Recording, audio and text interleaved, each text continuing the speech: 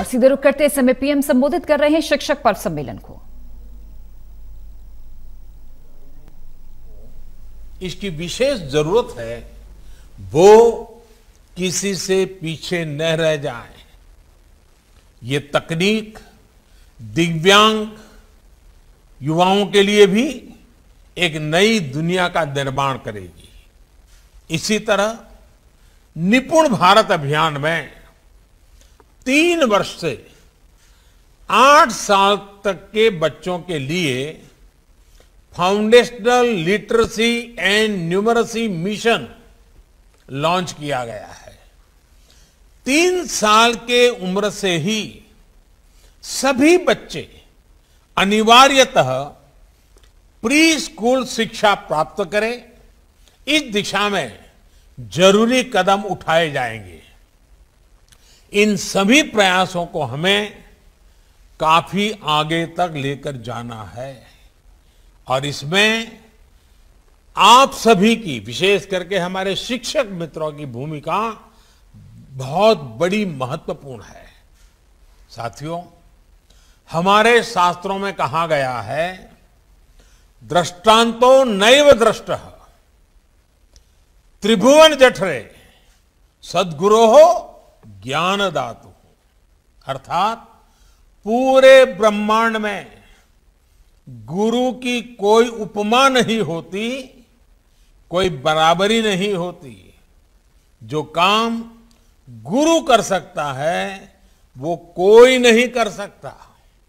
इसलिए आज देश अपने युवाओं के लिए शिक्षा से जुड़े जो भी प्रयास कर रहा है उसकी बागडोर हमारे इन शिक्षक भाई बहनों के ही हाथों में है।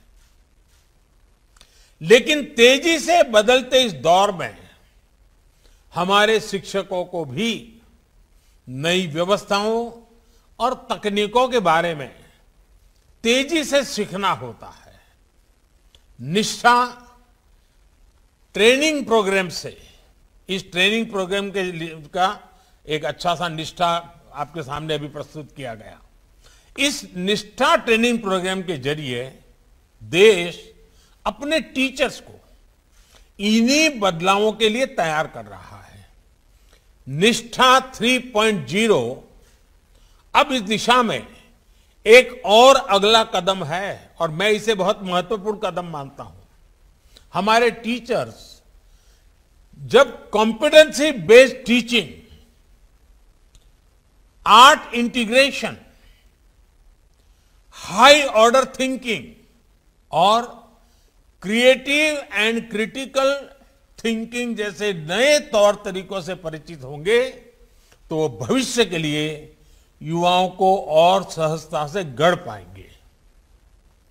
साथियों, भारत के शिक्षकों में किसी भी ग्लोबल स्टैंडर्ड पर खरा उतरने की क्षमता तो है ही, साथ ही उनके पास अपनी विशेष पूंजी भी है।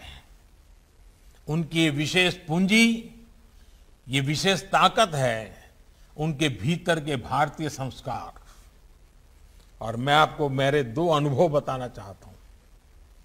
मैं प्रधानमंत्री बनकर के जब पहली बार भूटान गया तो वहां का राज परिवार हो, वहां के शासकीय व्यवस्था के लोग हो, बड़े गर्व से कहते थे कि पहले हमारे यहां करीब करीब सभी टीचर्स भारत से आते थे और यहाँ के दूर सुदूर इलाकों में पैदल जाकर के पढ़ाते थे।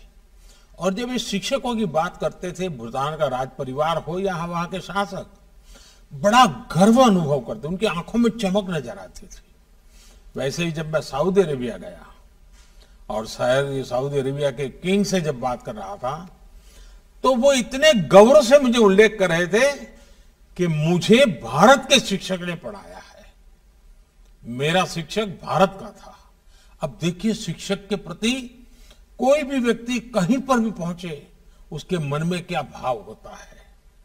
साथियों, हमारे शिक्षक अपने काम को केवल एक पेशा नहीं मानते, उनके लिए पढ़ाना एक मानवीय संवेदना है, एक पवित्र और नैतिक कर्तव्य है। इसलिए हमारे यहां शिक्षक और बच्चों के बीच प्रोफेशनल रिश्ता नहीं होता, बल्कि एक पारिवारिक रिश्ता होता है।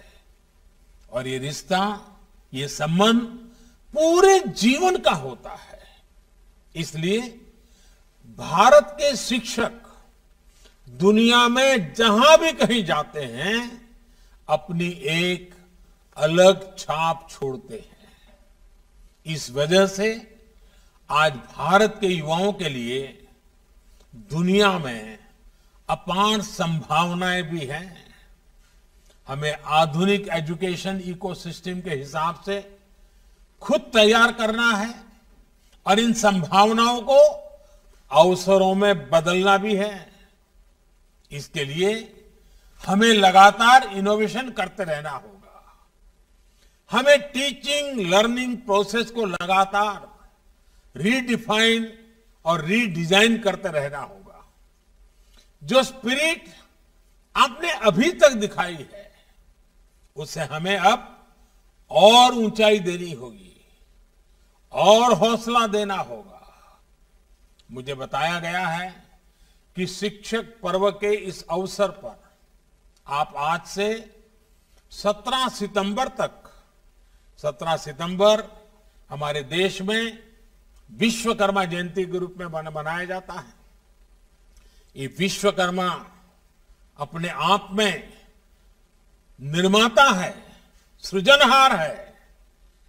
तो 7 तारीख से 17 तारीख तक अलग अलग विषयों पर वर्कशॉप, सेमिनार आयोजित कर रहे हैं। ये आपने अपने आप में एक सराहनीय प्रयास है। देश भर के इतने टीचर्स, एक्सपर्ट्स और पॉलिसी मेकर्स जब एक साथ मंथन करेंगे, तो इससे विचारों का एक नया अमृत निकलेगा। और आजादी के अमृत महोत्सव में इस अमृत की अहमियत और ज्यादा है। आपके इन सामूहिक मंथन से राष्ट्रीय शिक्षा नीति को सफलतापूर्वक लागू करने में भी काफी मदद मिलेगी। मैं चाहूंगा कि इसी तरह आप लोग अपने शहरों में, गांवों में भी स्थानीय स्तर पर प्रयास करें। मुझे विश्वास है कि इस दिशा में सबके प्रयास से देश के संकल्पों को नई गति मिलेगी। अमृत महोत्सव में देश ने जो लक्ष्य तय किए हैं, उन्हें हम सब मिलकर हासिल करेंगे। इन्हीं शुभकामनाओं के साथ आप सभी का बहुत बहुत धन्यवाद और बहुत बहुत शुभकामनाएं।